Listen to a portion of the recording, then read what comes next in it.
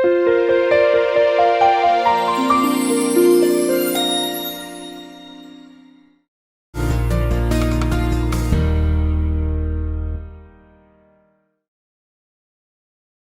इंशा का सफरनामा।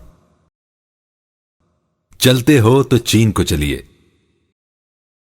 तहरीर इब्ने इंशा, आवाज आरिफ बाहलीम। हम भी एक दिन के लिए गोरीले बन गए। चीन को हमने और हमारे रफीकों ने ऐसे देखा जैसे एक कहानी में 7 अंधे एक हाथी को देखते हैं और फिर अपनी अपनी टटोल के मुताबिक उस पर हुक्म लगाते हैं।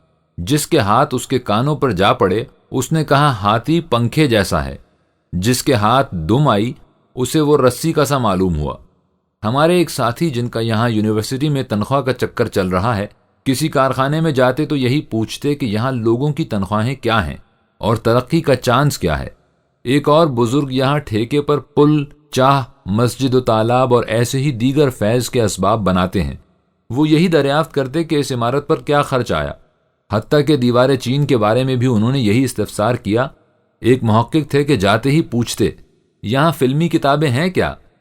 एक हमेशा सब्जियों के भाव पूछते या ये कि यहाँ की गायें कितना दूध देती हैं। लेकिन एक साहब ऐसे भी थे कि किसी जगह पर पहुंचते ही पहला सवाल ये दरियाफ्त करते यहाँ कोई टॉयलेट है। भाइयों मुझे बैतुल खला की राह बताओ। उनसे हमने कई बार अर्ज किया कि खुराक बेशक मुफ्त है लेकिन पेट तो आपका अपना है। लेकिन वो इस बुरहान काते से हमेशा खामोश कर देते कि चीन कोई हर रोज थोड़ा ही आना होगा। खाने में तकल्लुफ किया तो ये लोग क्या कहेंगे। एक शाम हमने शंघाई के बच्चों के कल्चरल पैलेस में गुजारी। बच्चों के लिए कल्चरल पैलेस या कसरे सकाफत वहां हर शहर में है और बड़े शहरों में तो कई हैं। वापसी से एक रोज पहले शंघाई में यह हमारे प्रोग्राम में था। घर के भाग दरवाजे से नजर आ गए। हमें कांटेदार तारों में से बच बच के गुजरना पड़ा। आगे एक 3 इंच चौड़ी दीवार पर चलना पड़ा। पुले सिरात की चौड़ाई गालिबन इससे कुछ ही कम होगी। हमारे मोअम्मर साथी तो बड़ी मुश्किल से संभले। एक आध जगह कूद फांद भी करना पड़ी। तब हम उस कसर के दरवाजे पर पहुंचे। हमने एक खंदक भी इस तरह पार की कि आर पार रस्सा बंधा था। उसे हाथों से पकड़कर चले। टांगें हमारी खला में मोल्लक थीं और नीचे खंदक थी। मालूम हुआ कि ये सब मशकें बच्चों को सिखाई जाती हैं कि कल कला मुल्क पर कोई आफत आन पड़े, लड़ाई हो तो ये सारी गोरीला कार्रवाइयां काम आए। हमारे यहाँ ऐसे हर्डल या रुकावटें फ़कत बाकायदा फौज को सिखाई जाती हैं, वहाँ बच्चों से शुरू की जाती हैं।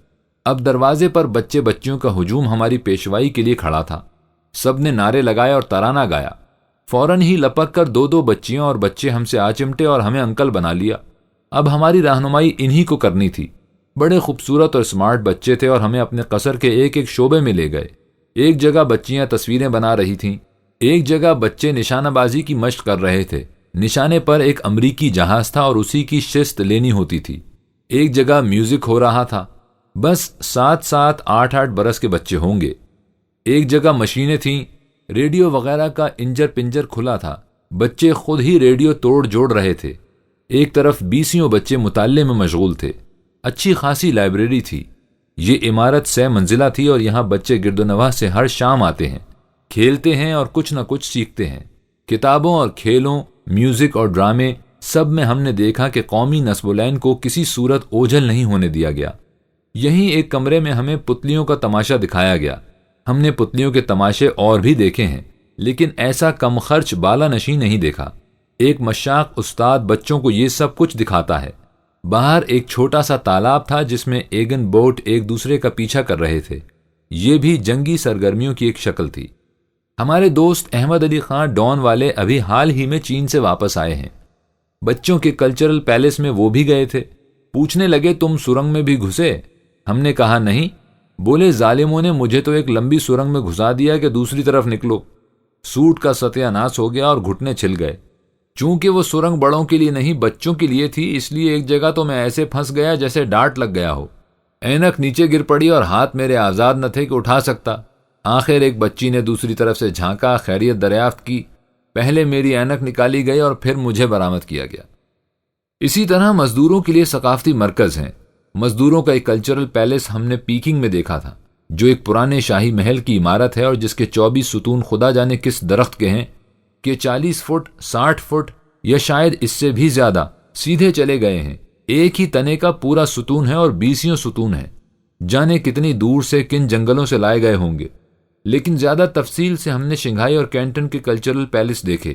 یہاں بھی لوگ آتے ہیں، پڑھتے ہیں، ڈرامہ منڈلیاں ہیں جو ڈرامے کھیلتی ہیں، ایک طرف میوزک کی کلاس ہے، دوسری طرف لائبریری ہے۔ شنگھائی کے کلچرل پیلس میں سائیکلوں کے کرتب بھی ایسے دیکھے کہ پیشہ ور مداری بھی ہار مان جائیں۔ ان میں جو شخص ہمیں سب سے زیادہ مشاق اور باکمال نظر آیا، تعارف پر معلوم ہوا کہ ڈاک خانے میں ملازم ہے اور چٹھیاں بانٹتا ہے۔ انہی کثرتوں اور مشقوں کا تو یہ طفیل ہے کہ وہاں نہ ٹیڈیزم ہے، نہ اعصابی بیماریاں اور نہ نفسیاتی عارضوں کے ڈاکٹر۔ غالباً ہم نے پہلے بھی ذکر کیا کہ سارے چین میں ایک بھی آدمی ایسا نظر نہیں آیا جس کا پیٹ ذرا بھی بڑا ہوا ہو یا جس کے چہرے پر زردی ہو۔ آخر کیوں؟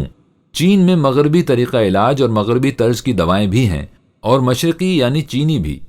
ہر شہر میں ہم نے مغربی اور دیسی دواؤں کے سٹور دیکھے۔ ان کا طریقہ علاج بہت پرانا اور مؤثر ہے۔ ہمارے حکیم محمد سعید دہلوی صاحب نے تو اس پر انگریزی میں ایک کتاب بھی لکھ دی ہے۔ لیکن اس طب چین سے اس کا تعلق ہونا ضروری نہیں جس کے اشتہارات آپ اخباروں میں پڑھتے ہیں۔ یہ صاحبان کب چین گئے، کیوں گئے، کس سے طب سیکھی اور کہاں سے سند حاصل کی، یہ وہی جانے یا ان کے مریض پوچھیں۔ جاپان میں ہم نے انگوٹھیوں اور چھلوں کے متعلق بھی پوچھا تو معلوم ہوا کہ عطائیوں کا کاروبار ہے۔ ایٹم ویٹم کی بات محض افسانہ ہے۔ وہاں کے محکمہ صحت یا میڈیکل پیشے والے کی اسناد اسے حاصل نہیں۔ یورپ میں بھی یہ چھلے اور انگوٹھیاں بہت چلے اور ان کے متعلق بھی یہی دعوے تھے کہ ہر مرض کا علاج ہے، لیکن بعد میں پیسے کمانے کا کارخانہ ثابت ہوئے تو حکومت نے پابندی لگا دی۔ ہمارے ہاں دیکھیے چین اور جاپان کے نام پر یہ کارخانے کب تک چلتے ہیں۔